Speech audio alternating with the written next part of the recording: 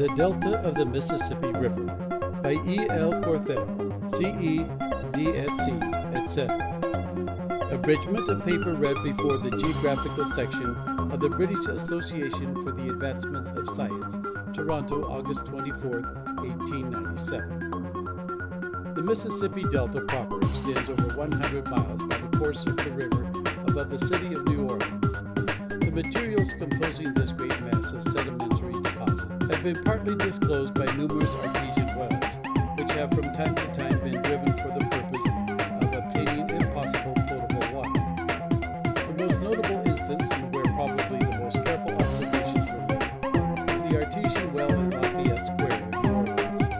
At a depth of 1,042 feet, the tube was broken and the work ended, but driftwood was pumped up at the last foot.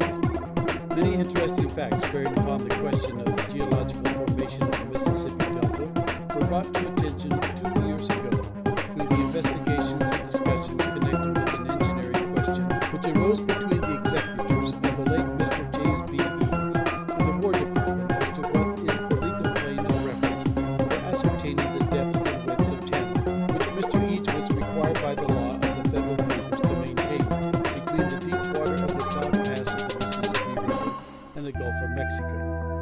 On Belize Bayou, which leads out to the Gulf from one of the now unused passes of the river, stands an old Spanish magazine built over 200 years ago.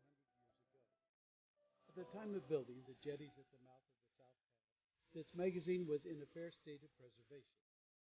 The exterior was intact, and there were no cracks which would indicate settlement, the building standing perfectly level, but with the surface of the water stretching across the arch which crowned the entrance door, the sills of which must have been at least 10 feet below the water. That was in the year 1877. 19 years later, a part of the structure had been removed, but enough of the roof and arches remained to show that the subsidence had continued steadily during that period of 19 years, at about the same rate as during the previous 200. It may be stated that this rate, both from this instance and from other information, is at the mouth of the Mississippi about 1/2 of 1/10 of a foot per annum. Numerous illustrations going to prove the general subsidence of the delta lands might be stated. Not only are these lands unstable in a vertical direction, but they are often found to be so in a lateral direction. It is an interesting engineering as well as